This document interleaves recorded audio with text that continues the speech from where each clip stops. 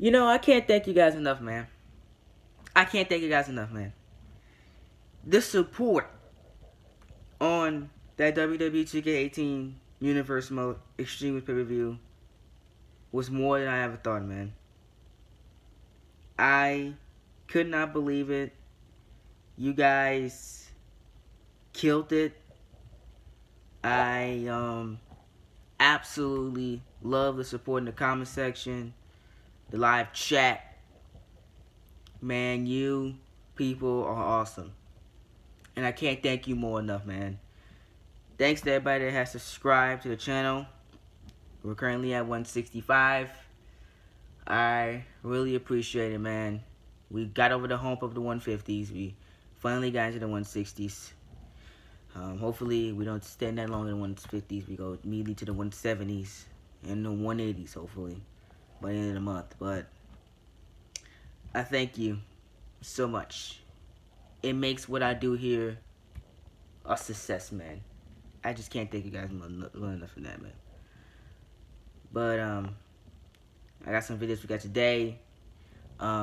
Today we're gonna be doing training talks, WWE 2K18 Universe Mode for the last time in 2 weeks, people. More than likely, will be 2 weeks. We will be doing training talks. It's gonna be going over Monday Night Raw after Stream Rules. I'll stream it today. If I will decide if SmackDown will be pre-recorded or not after I finish Raw.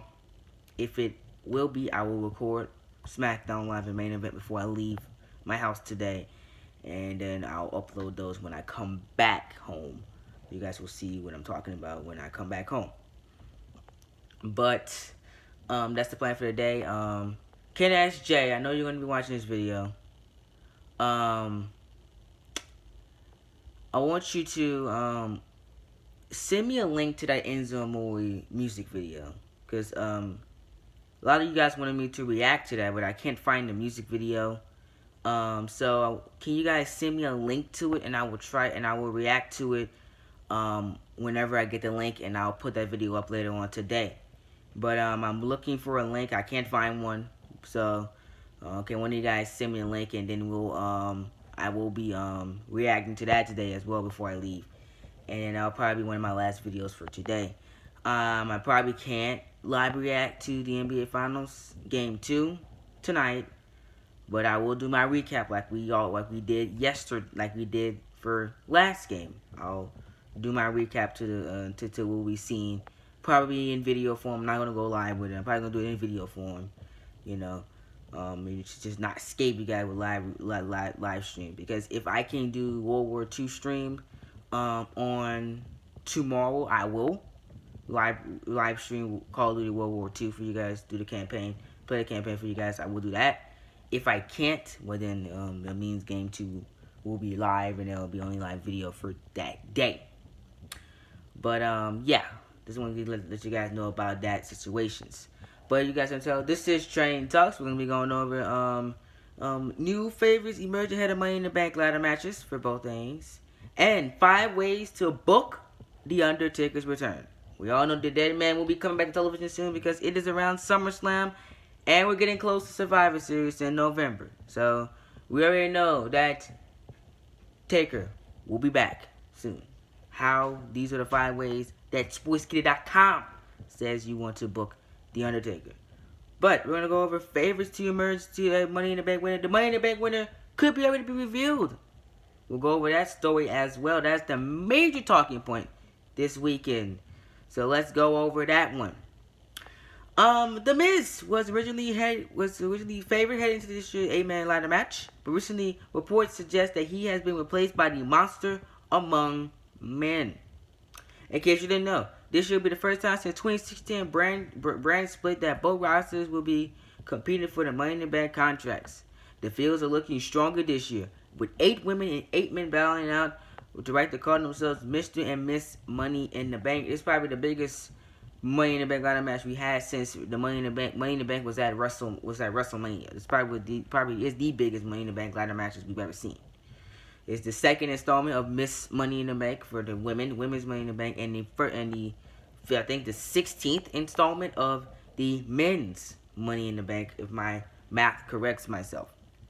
Strowman, Miz, Balor, Rusev, Samoa Joe, Bobby Roode, Kevin Owens, and one member of the New Day will collide for the men's Money in the Bank. While Ember Moon, Sasha Banks, Charlotte, Alexa Bliss, Becky Lynch, Lana, Naomi, and Natalya will fight it out for the for the right to follow in Carmella's footsteps and become the second Miss Money in the Bank. Money in the Bank is 2 weeks from today, and even though the Miz has been favored to win the match ever since he was announced to participate for the match, according to pop culture, the odds that she announced that Braun Strowman is the man who looks to likely the client line receive the contract. Over the women's side, the odds seem to be balanced in Ember Moon's favor, which is my pick for the Raw side. My pick for SmackDown side is Becky Lynch.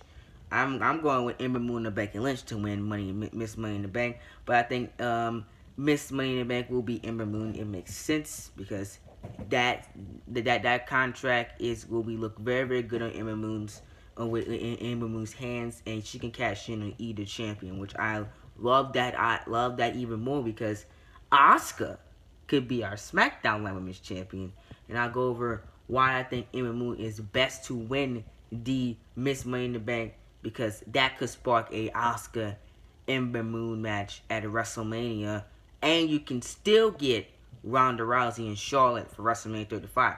We'll go over that when I do my predictions in 2 weeks. Okay, since the former NXT Women's Champion has been on something of a rollover since she was promoted to the main roster back in April. So, what's next? The Money in the Bank ladder match. Money in the Bank will take place in Chicago, live from Chicago, Illinois on June 17th. Where my Money in the Bank ladder match, where Money in the Bank will take place, and my universe mode will be Chicago. I love Chicago, and I love having Money in the Bank in Chicago. Since CM Punk did in Money in the Bank 2011, that's probably one of my favorite Money in the Banks ever in history, in the history of the pay-per-view. That's my number. That's probably my all-time favorite Money in the Bank. But my universe mode will have it take place in Chicago. It'll be a big event. You guys will see some Money in the Bank matches unfold on Monday Night Raw and SmackDown Live respectively in my universe mode this week, in the next 2 weeks. But yeah. So we'll see who will climb the ladder and become the second Miss Money in the Bank and the 16th Mr. Money in the Bank. So yeah, a report came out that Miz was favored to win it because WWE wants to not have CM Punk be the only guy to hold 2 Money in the Bank contracts. So I can see Miz winning the Money in the Bank ladder match. Could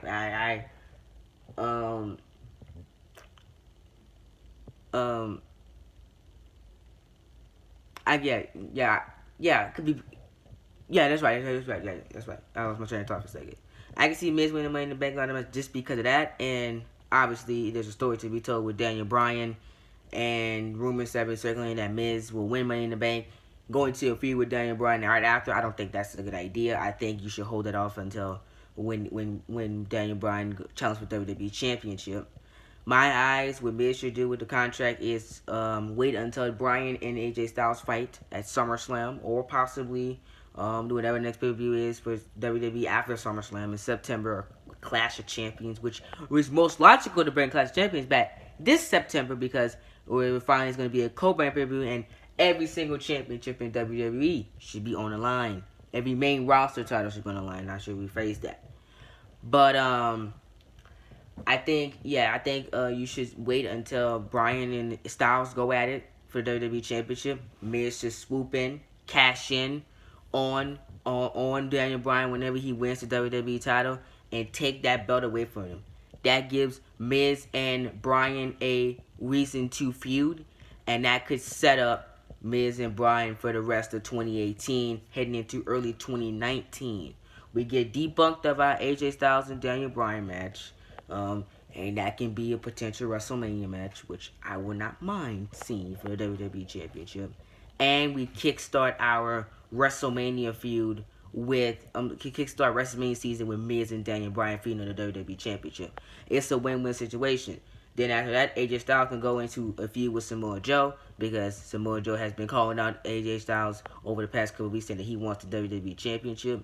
If scenario number 2 is have Samoa Joe and AJ Styles fight at SummerSlam, then have Miz, then have Styles and Bryan fight, and then have Bryan win the title, and Miz again catches in on Daniel Bryan to win the WWE Championship. Or you can have Miz cash in on AJ Styles and cost Samoa Joe the WWE Championship, and then you can have a big fatal four-way at whatever pay-per-view you have September, or maybe at Survivor Series or something like that. Have a big fatal four-way. The scenarios are perfect here for the Miz to win Money in the Bank. I think he's the best person to go with for Money in the Bank. On the women's side, Ember Moon makes sense because you can have Ember Moon win the title and cash in on Asuka, and have Ember Moon win the SmackDown Live Women's Championship. And meanwhile, Ronda Rousey could win the Raw Women's Championship over on Monday Night Raw at the end of the year. Have Charlotte win the Royal Rumble, and have Charlotte challenge Ronda Rousey at WrestleMania for the Raw Women's Championship. That get that big legit women's match on Monday Night Raw. And you can have Ember Moon win the Money in the Bank contract, and then have Ember Moon versus Asuka at WrestleMania, because you can have Ember Moon cash in on Asuka, and that sets up their WrestleMania match in New Jersey. So you have two legit women's WrestleMania matches, and Charlotte versus Charlotte versus Ronda Rousey, and Asuka versus Ember Moon. Who does not want to see Asuka and Ember Moon go at it again? I sure do, because their takeover match was absolutely brilliant. But now, those are the favorites heading into Money in the Bank this year. And finally, guys, I only got two big stories right now for Train Talks this weekend.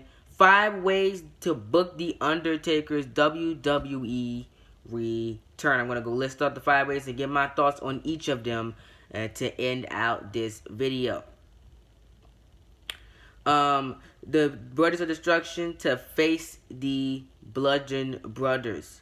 If this match does happen, I'm guessing it would take place at WrestleMania 35.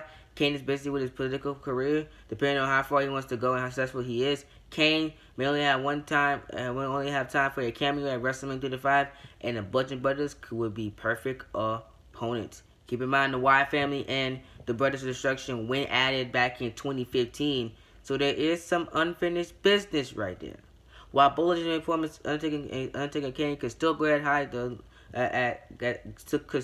highest levels, a tag team match will essentially have both men taking half a number of bumps. It will also be great to see the men reunited one more time. So that is a very interesting story right there with the Bludgeon Brothers versus the Brothers of Destruction.